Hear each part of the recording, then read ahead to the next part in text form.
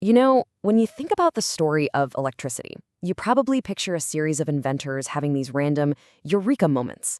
But what if it wasn't random at all?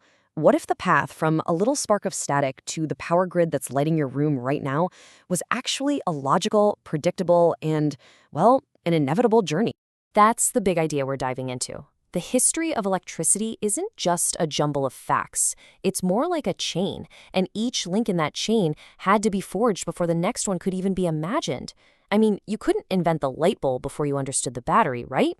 So let's trace that chain all the way back to its very first link. All right, so our story begins not with wires and circuits, but with these mysterious forces of nature. For thousands of years, people saw lightning tear across the sky, and they knew about that weird crackle you get when you rub a piece of amber. The first real challenge wasn't about creating electricity, it was about just trying to understand and control that initial fleeting spark. And you can really see the step-by-step process unfolding right here. In 1660, Otto von Guericke builds a machine that can actually create static on demand. A little later, other folks figure out, hey, we can move that charge from one place to another. Then Charles Dufay discovers its basic rules. There's a positive and a negative, and opposites attract. But there was still this huge problem. The spark was there and then it was gone, almost instantly. How do you study something you can't even hold on to? Well, the answer was the Leyden jar, invented in 1745. Think of it as the world's first, very primitive battery, just for static electricity. This was a game changer. For the very first time, scientists could generate a charge, store it up in this jar, and then release it whenever they wanted for their experiments. This one invention was the key that unlocked everything that came next. And the person who used that key better than anyone was, of course, Benjamin Franklin. See, with the Leyden jar in hand, he wasn't just doing parlor tricks. He developed the first real scientific theory of electricity. He's the one who proved lightning was just a gigantic static spark. And, crucially, he came up with the idea of conservation of charge, the idea that you don't create or destroy electricity, you just move it around. This framework was absolutely essential for what was about to happen. Okay, so up until now, everything we've talked about has been static electricity, that sudden, uncontrolled zap. But a single flash can't really power anything, can it? The next great leap, the next inevitable link in our chain, was figuring out how to turn that flash into a steady, continuous flow. And the challenge here was immense. Scientists basically had to go from the electrical equivalent of a lightning strike to something more like a calm, steady river. They needed a constant, reliable push of electrons, and just building a bigger Leyden jar wasn't going to cut it. And here it is. In 1800, Alessandro Volta invents the voltaic pile. And I'm not exaggerating when I say this is one of the most important inventions in all of human history. This was the first true battery.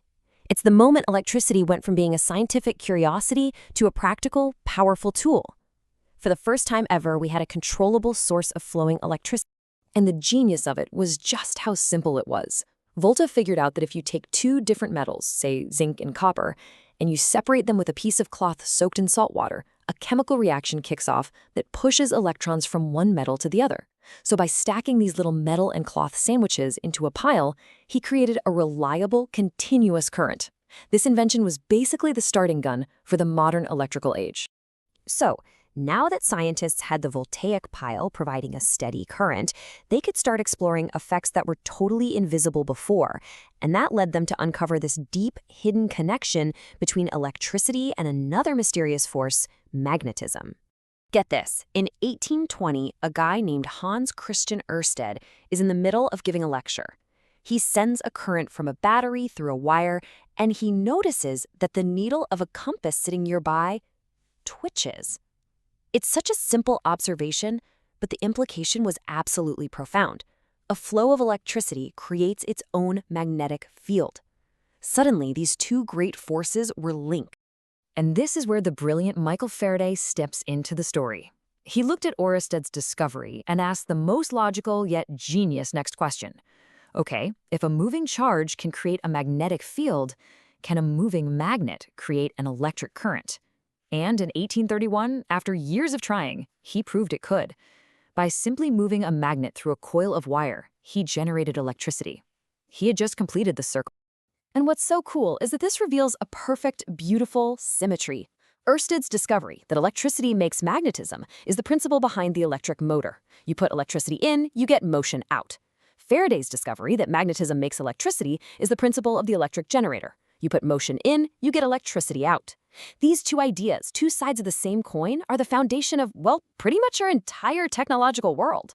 So, all the scientific principles were finally in place. The last stage was engineering. It was about taking these amazing discoveries from the lab and scaling them up to build the world that we all live in today, a world powered by the grandchildren of Faraday's simple little coil and magnet. The first big showdown was about how to build the grid. On one side, you had Thomas Edison, who championed direct current, or DC. On the other, George Westinghouse, who backed alternating current, or AC. Now, DC was okay for small, dense cities, but AC had one killer advantage. You could easily boost the voltage way up, send it hundreds of miles with very little power loss, and then step it back down. For building a huge nationwide grid, AC was the inevitable winner. But look, building a massive power grid is incredibly expensive. You need a reason for people to want to connect to it. You need a killer app. And that killer app was the electric light bulb. Perfected by Joseph Swan and Thomas Edison around 1879, this simple little device created a huge public demand. All of a sudden, everybody wanted this safe, clean, almost magical light in their homes. And that demand is what fueled the investment to electrify the world. And it's really impossible to overstate the stakes here. Without this specific, step-by-step chain of discovery, our modern world would just be unrecognizable. No computers, no phones, no skyscrapers with electric elevators, no modern industry. Every single one of these things depends on the principles that were uncovered in order over the last 300 years. Which brings us right back to our big question at the beginning. If this entire technological revolution followed a logical, inevitable path, it really makes you wonder, doesn't it? What other inevitable chains of discovery are out there right now? What fundamental laws of the universe are we just one or two links away from uncovering, just waiting for the right tool or the right question to unlock a future we can't even begin to imagine yet?